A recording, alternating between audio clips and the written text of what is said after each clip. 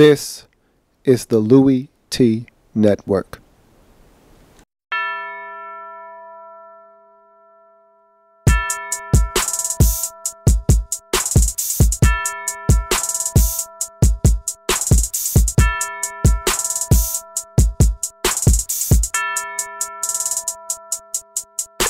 See, first come the preseason, and I don't take a day off. And then my team went 6-10, and we ain't smell the playoffs. Yeah, I seen the Super Bowl, but I heard they deflate balls. A lot of teams had injuries.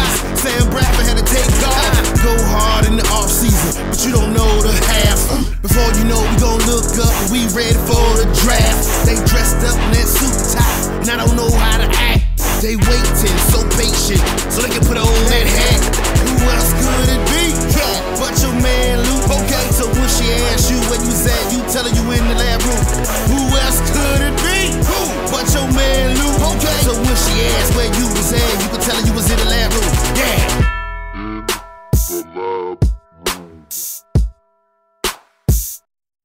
So you go to the next game, and it was a matchup between the Detroit Lions and the San Diego Superchargers. And this was a game between two evenly matched teams, both who I think easily could finish second in their division. Both teams who could easily see themselves in the postseason when it's all said and done in their respective conferences. And so I was expecting an evenly matched football game, nip and tuck. Towards the end, one of these teams is going to make a play, tip the balance of the scales in their direction, and come out with the W. It was a pick'em game essentially. Flip a coin, heads, Chargers, tails, Lions. And so I was just expecting a close game. I blinked twice, turned around from the kitchen with a sandwich and a beverage, and it was 21-3. And I said, what the hell just happened? I got up and the game just started. It was 21-3. And so I'm thinking, damn, Detroit got him. They got him. No tones, going to be hard for them to rally and score points. They're going to score more. They got 21 already. They're going to score 35 points. It's going to be hard for the Chargers to roar back and take this one. Lions got it. Wow. Okay. Didn't see that one coming, but okay. It happened. But then the Chargers were able to mount the comeback. We'll talk about that a little bit later, but they got off to a fast start. That's an understatement. The Lions in this football game. But Double A is the truth. And the truth shall set you free. And I'm here to tell you, man, I've been set free. Amir Abdullah is the truth. And it's hard for me to not say, hey man, give it to him every play. Because you got talent in that backfield. I'm complaining that I want to see more Theo Riddick. I don't want to wait till the fourth quarter to see Theo Riddick finally catch a pass. He should be in the game earlier than that. The guy's a playmaker. He's a difference maker. He can make things happen out of the backfield. I shouldn't have to wait till the fourth quarter to see him.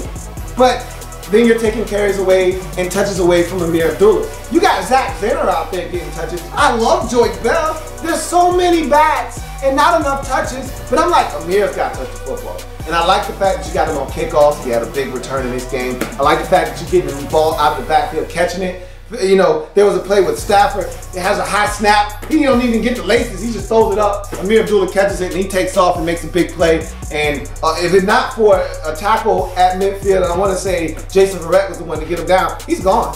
You know, 75-yard touchdown, reception. And so he's just an explosive player. First run of the game that he has, stuck his foot in the ground. And I said, coming out of college, he was the most explosive cutback runner in this past draft, and I'm arguing with myself back and forth if he's not already the most explosive cutback runner in this league now when we're only one game in. I mean, his cutbacks are that explosive. You saw it on the touchdown run, stuck his foot, and then did you see what he did to Eric Weddle? That is not fair. Actually seeing guys be arrested for that. That's illegal in certain states, not California, so he's fine, but that's illegal in certain states what he did to Eric Weddle. He undressed him, okay? That's not right. And so Double A, man, I love that guy. I love watching him play football. That's, I could talk about him for 50 minutes. We're not gonna do that though. I'm gonna tell you that Golden Tate is a boost on special teams. He had some good returns in this game, and he's not only a dynamic receiver, but he's also a guy that gives you a lift on special teams. You saw that in this game. I talked about needing more Theo Riddick and him needing to be a bigger part of the offense. How about the Megatron? Do I have to tell you that you're supposed to get him the football? Okay? Do I really need to have this discussion with you guys? It went from one end of the spectrum where Matthew Stafford acted as if no one else existed on his team and would throw it to Calvin in quadruple coverage to now, because he's got Golden Tate now, he feels like I don't have to get it to Calvin, I'll just throw it to him whenever. One touch though? One catch? Are you kidding me? This is the most dangerous receiver still in this league. And you got one catch. What are we doing here, folks? 7 touches just stepping on the field. Just getting off the team bus, 7 catches. Just getting out of bed, 7 touches, okay? 7 touches for this man, or at least attempts, targets, if you will. 7 targets just for getting out of bed for Calvin Johnson, every game. I don't give a damn who the opponent is, 7 targets. If you find out that they got some suspect defenders back there, 12, bump it up, amp it up to 12, okay? How is it that this man has 1 catch? And I don't give a damn if he hasn't played all preseason long. I don't care. It's offense. I shouldn't have to beg you to throw him the football. That's part of the reason you lost, okay? Turnovers, yeah, we're gonna talk about those in a second. Gotta throw the football to Calvin Johnson. Are you kidding me? I shouldn't even have this discussion. I shouldn't even be having this discussion with you. Ridiculous. I need to see more Eric Ebron. And I was glad to see him get in the end zone. I was a little worried about him. Still a little worried. You better catch that touchdown. He's wide open. But you spent a first round pick on the tight end, and I didn't really think that you needed him at the time, but you did it anyway. And to see him not performing at the level that you would like him to, a little worried, but that touchdown did make me feel good for him. But the story of this game, 2 things: turnovers. Stafford throws 2 interceptions. You also fumble the ball, and then you've also got the issue of the defense. This was a defense that's one of the best in the league last year. You give over 400 yards to Phillip Rivers in this game. There's not enough of a pass rush. I thought you did a pretty good job of stopping the run, but there were moments where they were able to run the football, but you can't give up over 400 yards. They spotted, look, the offense spotted you. 21 points. And I know you had something to say about that, Glover Quinn, with the pick 6 to help bolster that lead, but you can't give up 33 points. You can't give up 30 unanswered points. You can't surrender. And I know the offense had their mistakes and their turnovers to put you in some precarious situations. You got to stand up as a defense, force some field goals, win this football game. And so that was a little disappointing if you are a Lions fan. But let's go on to the Chargers. A lot of mistakes early in this ball game. Phillip Rivers with the pick 6 to Glover Quinn, as I mentioned. You had Gordon with a fumble. And so there were just a number of mistakes early on that allowed the Lions to jump out to that big 21-3 lead. Kyle Emanuel looks like a player, okay? This is a kid out of North Dakota State that I looked at during the draft process and said, man, this guy's talented. And if you throw him in there with the Melvin Ingrams of the world and the Jeremiah Tauchus and the Butlers, he's going to be a talented kid and he's going to fit right in. And I did not expect him to have an impact game 1 though. Sack and an interception, dive and stab. That was a great catch by him. Look, he looks the part of a player. And the thing about him is he's a winner. I don't know how many games he lost at North Dakota, but it wasn't many. And they won a championship every year he was there. So all the guy knows how to do is win. All he does is win, win, win, no matter what. And you saw that. He's a winner, and he came out and played like one in this game. Keenan Allen, monster game, okay? That was a career game right there for him, and no tones with the suspension, and somebody had to step up, and Keenan Allen said, I got it, that's me, I got it. It's all me, I'm gonna step up. And you sprinkle in a little bit of Stevie Johnson, he's gonna be absolutely fine in San Diego. After having a failed stop in San Francisco, he's going to be absolutely fine in San Diego. He fit just like a glove in this game, and I said, man, that looks really good. He looks really good in the Chargers uniform, and he performed very well for the Chargers in this game. And you still haven't really unwrapped the gift that keeps on giving, that is Jacoby Jones. So there's a lot of targets for Phillip Rivers to get the football to. Speaking of targets, LG, life's good when you get the football to LG. And because of the Antonio Gates suspension, the one silver lining in his suspension is that Darius Green is going to get more touches And he's a mismatch nightmare. I've been talking about this kid for the last 2 years, and to see him get the football, do the things that he did in this game, very exhilarating for me, and probably the same for you Chargers fans out there. Very impressive comeback by this Chargers football team. A lot of moxie, a lot of poise, a lot of intestinal fortitude is needed to have a comeback like this. You're down big at home. A lot of questions. Will you be in San Diego next year? Won't you be? There's so many things swirling around. This team was able to get the job done. This was an impressive comeback. 30 unanswered points. Big win for the Chargers at home as they get it 33-28 over the Lions. You go to the next matchup, 42-14. Did you see this coming? 42-14. I don't think you did. I know I didn't. But I said to myself, Marcus Mariota, Jameis Winston, last time they met, Rose Bowl, blowout. Mariota and his gang got it done and ended Jameis Winston's career, for lack of a better term. That was his last collegiate game. And so it's only fitting that his very first NFL game was another ass whooping at the hands of one Marcus Mariota. He owns it, okay? He has Jameis Winston's number. That being said, did I expect him to go out and do what he didn't? No, I didn't. But you know what this feels like? And I know a lot of Titans fans, if you're looking for me to slobber all over Marcus Mariota like everybody else is doing, wrong video, wrong time, come back another time, okay? Go watch something else. I'm not doing it. But what I will say is that was awfully impressive. He showed command of the offense, and I like the way they tailored things to him, and he showed that lightning quick release. I said this throughout the process, and when I broke him down on his draft video, I said, he has the cleanest tape I've ever seen of any quarterback I've ever evaluated. And does that mean a whole hell of a lot? Probably not. I mean, am I a talent evaluator? No. But do I have an eye for talent? You damn right I do. I know when I see talent, and that guy is a talented football player. Doesn't make a lot of mistakes. Extremely smart. Has it up here. Even his cadence had the Buccaneers all flustered. I mean, everything he did in this game was just magnificent. And if you're a Titans fan, celebrate. I don't want you to feel any less invigorated about this victory and about the way he played because you're listening to me talk. I don't want to be the bearer of bad news, but it was one game, and it was the Tampa Bay Buccaneers, who, by the way, had the #1 draft pick in the league last year because they were an awful football team. So I don't want you to overblow this, but that was a hell of a performance. 4 touchdown passes to 4 different receivers in the first half. This game was over before it even got started. I mean, everything was on full display with Marcus Mariota, probably with the exception of his legs, which is something that we have all come to know that this guy can do with the best of them. But the lightning quick release, the extreme accuracy. I mean, the guy wasn't even stepping into some throws; he was just whipping it, boom. And his emotionless demeanor is just a sight for sore eyes. Everybody gave him a hard time throughout the draft process because he wasn't competitive enough and he wasn't this rah-rah guy. I don't give a damn, okay? And I told them that then, and I'm saying it now. This guy, he can get it done, but it's one game, and I'm shame on the Buccaneers, and I'll get to them in a second, but let me finish the Titans. Kendall Wright, to me, is the biggest beneficiary of Marcus Mariota showing up in Tennessee, because to me, I don't think a lot of people realize how good of a receiver this guy is.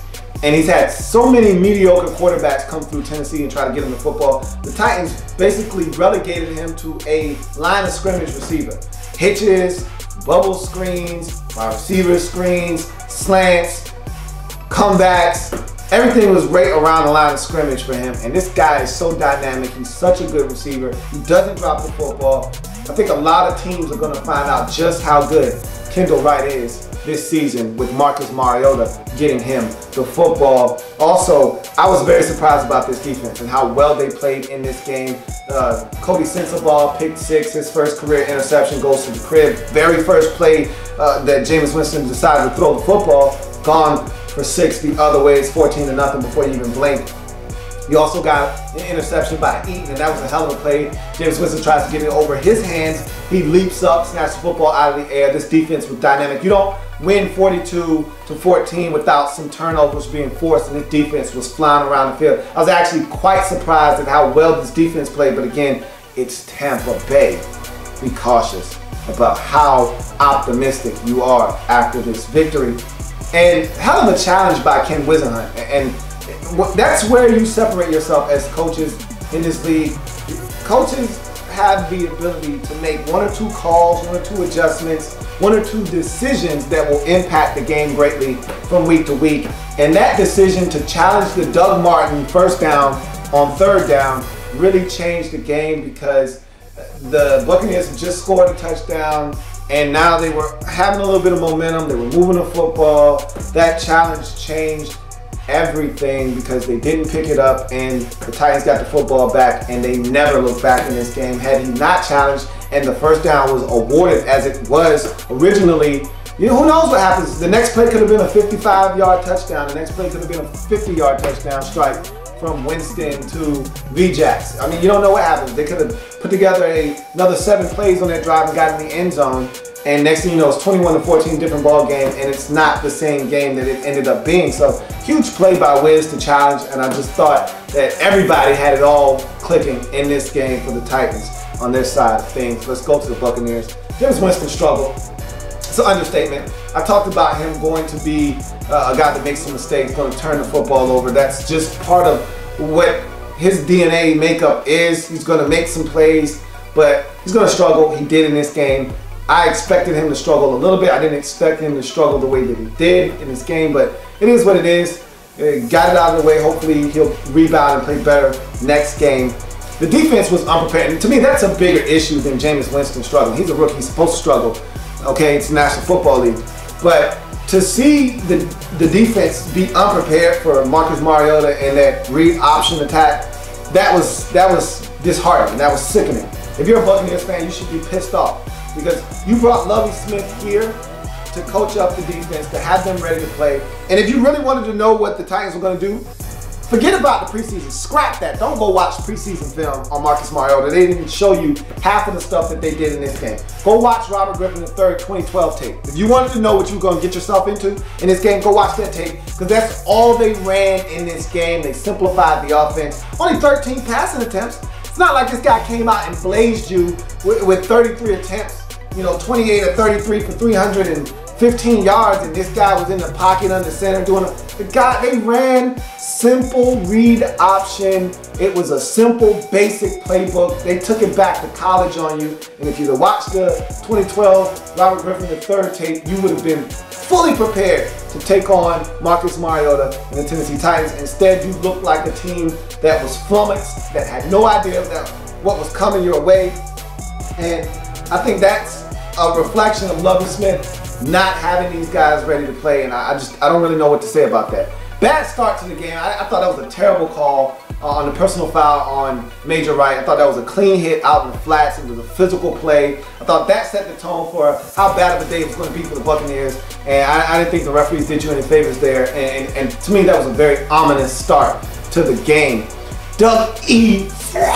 looked good. If there was a silver lining in this ass whooping, it was that he continued to look good. He looked good all preseason, looked good in this game. He was probably your lone bright spot in this football game for the Buccaneers. And the offensive line struggled, and we knew that they were going to be a question mark coming into the season. You already had the whole left side of the offensive line was going to be a question, because your left tackle is a rookie. You got another rookie on the right side in Ali Marpet. And so at the guard position, then you take your right tackle off the field, and DeMar Dotson is going to miss the first couple of weeks of the season. So you're going to have somebody filling in there. It was just a mess. Titans were getting through. It seemed like Jarrell Casey pitched a tent in your backfield. It seemed like he was back there the entire game. Jameis Winston was running for his life.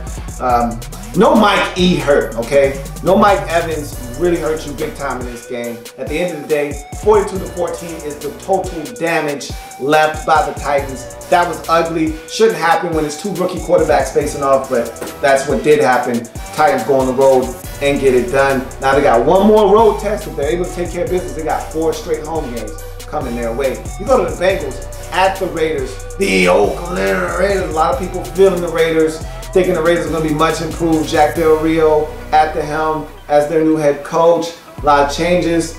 They feel like the defense is much improved, and Derek Carr and Amari Cooper are going to make some beautiful music together. Not so fast, my friends. Okay, I wasn't sold on that whole thing, and I'm starting to sour on Derek Carr. I'll talk about him in a little bit, but tell you what, the Bengals, gave them opportunities to hang around in this game. This was not a blowout until late in the second quarter, okay? I thought the Raiders shot themselves in the foot.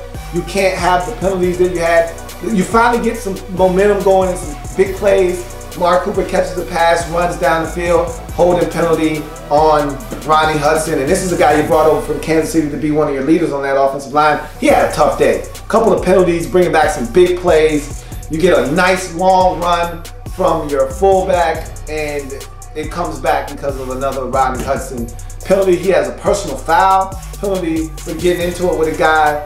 It just, after a nice catch from Amari Cooper, again, it just was a bad day for Rodney Hudson, a bad day for this team. They didn't make enough plays. I thought that they tried to get the football to Amari Cooper early in this game, and he dropped the first play of the game, and then Derek Carr was high and errant. Then he hurts his hand trying to stiff arm a guy when he's 2 yards away from the first down marker. What are you doing? What are you thinking? And I think I know what he was thinking. He was trying to get his team and his troops kind of riled up and do something big and kind of get them engaged in the game, but that wasn't the right move there, and he ended up knocking himself out of the game with that injured hand. And comes Matt McGloin, and from that point on, the game got out of control, and I think that's when the Cincinnati Bengals started to seize control of this game, and they run away with it right around the end of the first half. And next thing you know, I mean, it was 7-0 for the longest. And then if you went to the kitchen and got yourself a nice ice cold beverage and came back, maybe you even went to the head and drained the lizard, came back, it's 24-0 right before the half. And I'm like, God damn, what happened? It's just 7-0. So the Raiders had opportunities, they blew it. Andy Dalton was sharp in this game. Tyler Eifert, we've been talking about this guy for about 2 years and how big of a part of the offense he's going to be. We saw what he could be if he could just stay healthy. He was a huge part of why the Bengals were able to run away from this Raiders football team in this game. It was good to see Marvin Jones out there making some plays. They ran the football, but they didn't really have to have a huge dose of the run because this game got out of control, and they kind of put it on cruise control at the end. And so 33-13 is your final total. Bengals get it done. Was pleased to see the defense step up, make some things happen, force the issue. You know, Reggie Nelson with an interception. Just good to see them flying around out there. Defensive line looks like it's coming together. They played a solid game, did the Cincinnati Bengals all the way around. You go to the next matchup, Ravens at the Broncos. That to me was one of those primetime matchups of Sunday because you're talking about two teams that easily could win their division. You're talking about two teams that could see each other in the AFC Championship game. You're talking about two of the better defenses, not just in the AFC, but in the entire National Football League. So I was expecting a defensive struggle, and a defensive struggle I got. So, very fun football game to watch. A lot of hard hitting, a lot of interceptions that could change the game. Man, let me tell you what. They gave a lot of money in the offseason. I'm talking about the Ravens. They gave a lot of money to Jimmy Smith, and some people were scratching their heads, and I'm saying, this kid's talented. If he just stays healthy, Jimmy Smith could be one of the best corners in the league. You saw why in this game. He gave Demaryius Thomas fits. He was all over him. He had one interception where he tips the football, picks it off, takes it to the house for his first career touchdown. And it was just a beautiful thing to watch. Opposite of him, on the other side, is Aqib Talib, and he's doing the same thing with Steve Smith and whoever else the Ravens have, which is not a lot. Speaking of which, let's talk Ravens real quick. They are hurting their receiver. And if Steve Smith isn't producing for them, they don't have anything. That's why Bashad Perriman's health is of the utmost importance for this team if you're talking wide receiver, because they don't have any other guys that can win consistently on the outside. And it's a shame because Joe Flacco is reduced to throwing the football to the tight end position over and over. And you saw it at the end of the game trying to get it to Crockett Gilmore in the end zone and gets picked up. He didn't have anybody else to get the football to. Steve Smith is 38 years old, 37, 38, whatever it is. Come on. I mean, seriously, what are we doing here? They need help at receiver, and they need it fast. I thought the defense was outstanding. Darryl Smith dropped an interception opportunity. Peyton Manning struggled, and give credit to this defense. We want to make a lot about Peyton struggling, and we'll talk about him in a second, but the Ravens forced the issue. They got consistent pressure on him. They really made it tough on Peyton Manning, forced him to make some tough decisions, some tough throws. He got down a lot because he was scared he was going to get hit. They were coming after him. It was a really good game plan from this Ravens defensive unit.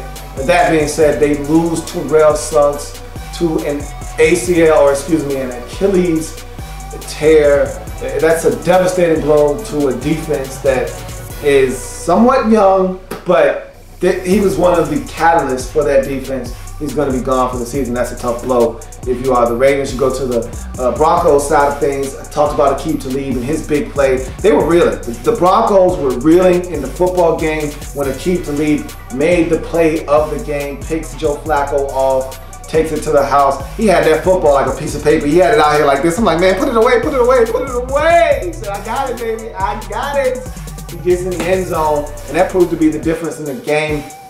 Joe Flacco, as you all know, Joe, cool, takes him down the field at the end of the game. Broncos able to lock it down, get the interception, and it's only fitting that an ex-Raven safety gets the interception to seal the deal. I told a buddy of mine that the Broncos are going to play top-notch defense, and Peyton Manning is not the same guy anymore. That guy that you've come to know and love growing up watching, he's gone. He's not coming back. They're going to have to win football games with defense and the run game, and if Peyton is able to be locked in on any given Sunday, he can still get you for 305 yards and 3 touchdowns. But for the most part, what you saw on Sunday, and keep in mind, they played the Ravens. I just told you they're one of the better defenses in the league. They're not going to play the Ravens every week, but the Chiefs are no slouch on the defensive side of football. Neither are the Chargers. That's 4 games on your schedule right there. You win the division, you're going to see upper echelon talent. So you're going to see the Patriots, you're going to see the Steelers. They're going to struggle on the offensive side of football, are the Denver Broncos. But this defense is going to be one of the best in the league. And so they're going to win football games on the strength of that defense and Peyton Manning and that running game doing just enough like they did in this game right here. Broncos get it done 19-13 on a late interception to seal the deal. You go to Sunday Night Football, and what a game this was. NFC East family business, Giants and Cowboys. Always a fun affair when those two get it on, and that's why they're always on Sunday Night Football, because it's always good theater when these two lock horns. And I told you, I don't think the Giants are going to be very good this year, so I was very surprised to see them come out. When you tell me you're starting a rookie inside linebacker that is undrafted out of BYU, never heard of this guy a day in my life, and he's going to be calling your plays and trying to get everybody set up, I'm like, oh man, this is a train wreck. And you look up and Landon Collins is making his NFL debut. Just too many guys. Left tackle is a rookie, first round selection. Just too many young guys out there. No Victor Cruz. Victor Cruz! Don't got Victor Cruz. So there's just so many guys missing out of this lineup. No John Beeson. I'm like, you're going to get stomped in this game. I should have known better. It's NFC East family business. Are you crazy? This is not going to be a blowout. And so the Cowboys struggled with turnovers in this game. They had a turnover bug. And the Giants did everything they could to win this game at the beginning and everything they could to lose it at the very end. And I was so impressed with the way they were able to force turnovers. They were hitting. They were able to get the football out. Witten has one tip off his hands into the waiting arms of that rookie linebacker that I mentioned. You've got newly acquired Brandon Merriweather coming in, laying the lumber on a receiver. Ball comes out, pops right over to one of the Giant defenders. He takes it down to about the 1 yard line. Giants end up getting it in the end zone. I mean, the Giants were over there making plays. Football comes out on a fumble, scooped up by DRC, and he had himself a whale of a ball game. Did Dominique Rodgers-Cromartie, takes it in for a touchdown. 17 of those 26 Giants points off of turnovers. They were a feast or famine team, and they were feasting off of Cowboy errors. That being said, Cowboys hung in there, gave themselves a chance at the end, and all the Giants simply had to do was run the ball one final time. And it's been reported that Jennings, your running back, said that he was told by a number of players to not score a touchdown. I don't care what the circumstances are. At the end of the day, why are you throwing it on third down? If you are, you tell Eli, man, you shouldn't even have to tell this guy. He's a veteran. He should know better. Either you find an open receiver in the end zone and you throw it to him. If not, you slide down, you take the sack, and kick the field goal after burning off another 40 seconds. We win this football game. Instead, he throws it out of the back of the end zone like a rookie and end up leaving the Cowboys enough time for Tony Romo to hit Lance Dunbar twice and Jason Witten ultimately for the game-winning touchdown. What kind of defense was that? Okay, Jason Witten, old man Witten, you know what he's gonna do. He's gonna run about 15 yards and hook up at the goal line, and then just let him. I mean, it's one of the worst defensive efforts I've ever seen when you know what's coming. No Des Bryant, he's been gone since about the third quarter.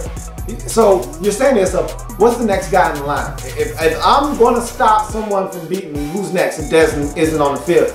It's Jason Witten, and to let him do what he did, very unfortunate. But I'll tell you this much, the Giants impressed me with the way they fought. They should have won this football game, even though they were shorthanded. Cowboys showed mental toughness, something they've lacked over the last couple of years. But Tony Romo, I keep telling people all the time, the guy is an elite quarterback. He showed you why in this football game. I'm still not in love with their running game, but they got it done. Going to be tough without Des Bryant with that broken foot. Had surgery already. It went well. He's going to be out for at least 4 weeks, probably closer to 6 than 4. But at the end of the day, they got it done. Go to 1-0 with a 27-26 victory over the New York Football Giants. You go to Monday night now. 2 Monday night games. The first of which was exhilarating football. Eagles at Falcons. I expected this to be a good game. It lived up to the billing. Eagles came out flat in this game. Very surprised that they could not get it going on offense. And the Falcons easily could have ran away with this football game had they not had mistakes, had they not had turnovers. That was a hell of a play. First and foremost, hell of a play by Kiko Alonso. My goodness. Left-handed, no less, okay? In the end zone, left-handed, snags it like this, takes it away from Roddy White, who's open in the back of the end zone.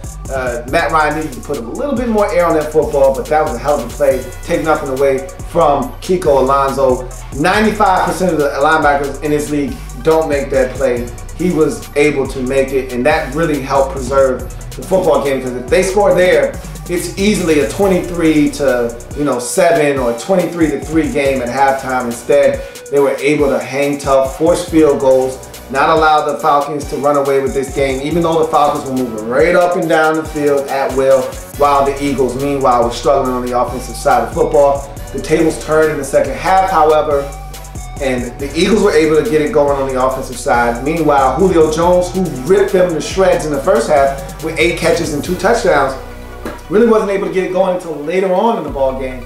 And so Falcons bogged down on the offensive side while the Eagles started to peak. They started to move like a well-oiled machine. I thought they tired out this Falcons defense that was flying around in the first half. They started to slow them down, and they started to speed the tempo up. And they were gassed. Meanwhile, the Eagles were getting it done, and they started moving up and down the field, and they ended up taking the lead in the ball game. Falcons roar back, ultimately get the lead at the end, and then Sam Bradford throws the football. And I thought he actually had a solid game after starting slow. Thought he had a really good showing in that second half. And he throws the football to Jordan Matthews, goes right through the wickets into the waiting arms of Ricardo Allen. And I like to see guys like him. Remember him from Hard Knocks. He was a guy that was at the cornerback position, got cut. He ends up being a safety now, and he looked damn good at the safety position. Falcons get it done in a dramatic finish. And like I said, I'm a Dan Quinn guy, okay? That's my guy. I love Dan Quinn. I love his energy. I love what he brings to the table. And this defense looks different, okay? They may not be the best semblance of talent, but they look different. They're flying around. This Falcons team think they're going to be the ones you're going to have to deal with in that NFC South division. They get it done 24-26 in their home opener. And finally, probably one of the biggest surprises of week 1, 49ers at home hosting Minnesota Vikings. And I just thought the start to this game was really the tone setter for me. The 49ers really just went right down the field. settle for a field goal, which has been an Achilles heel for this team for a very long time. The inability to get the football in the end zone, settle for a field goal. It's blocked by the Vikings. They should have scooped it and scored. They fumbled it around, muffed it around, finally scoop it up. And it was a great hustle by Vance McDonald to run down Marcus Sherrills and stop him from scoring. And so Vikings have the football, 1st and 10 from like the 25-yard line. Let's call it the 30. And they come out and they throw 3 consecutive times. Are you kidding me? I mean, 1st down is fine, but at some point, you got 28 who is foaming at the mouth to get the football and try to do some damage. And you want to display Teddy B. Give me a break. Ted struggled in this game mightily, and I was very surprised at how bad he struggled. I mean, he was errant, he was high, he was indecisive. He looked like the anti-Tedo from preseason. The guy that was flawless, 8 of 8 every game for 89 yards and a touchdown every game, it seemed like. He was the anti-Tedo from the preseason. I mean, he couldn't hit the backside of a barn in this game. He struggled. The running game was non-existent. What, Adrian Peterson, 10 carries? Are you kidding me? Was he gone that long that you forgot how to feed him the football? I mean, what are we doing here? Okay? I mean, this game, the play calling, mind-boggling. First of all, Adrian Peterson, this isn't finesse football, okay? You stick a fullback, Zach Ryan or whoever the hell you got at fullback, you stick his ass in the eye. I don't even care if it's single back.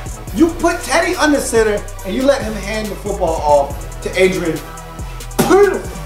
You don't stand in the damn shotgun and in the pistol and do shotgun handoffs. The hell is this? Is not last season, okay? This is a new year and you have Adrian Peterson. Use him correctly.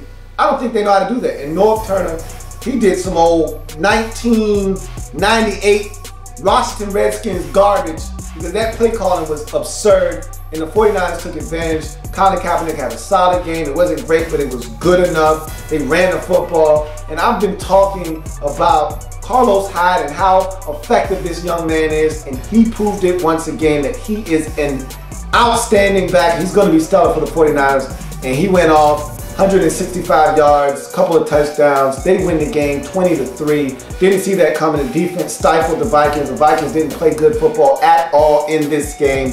And so the 49ers show everyone, we're not there yet. Stick that hand up through the dirt. Don't bury us. We got a lot of talent in this team. And I've been trying to tell people that for the longest time. They got to see it firsthand as the 49ers get it done. That's your wrap up from week number 1. Hurry up offense. If it happens in the National Football League, whether big or small, we cover it all here in the lab room. Come back and join me next time as I continue to break down anything and everything in the National Football League. Hurry, hurry! 46, hurry, hurry! Hut, hut! There's plenty more where that came from. While you're here, subscribe to the channel. If you want more Louie T, be sure to follow me on Twitter at @InTheLabRoom, or you can like the Facebook page at In the Lab Room. That's In the Lab Room on Facebook and at In the Lab Room on Twitter. Don't forget, subscribe to the channel if you haven't already done so.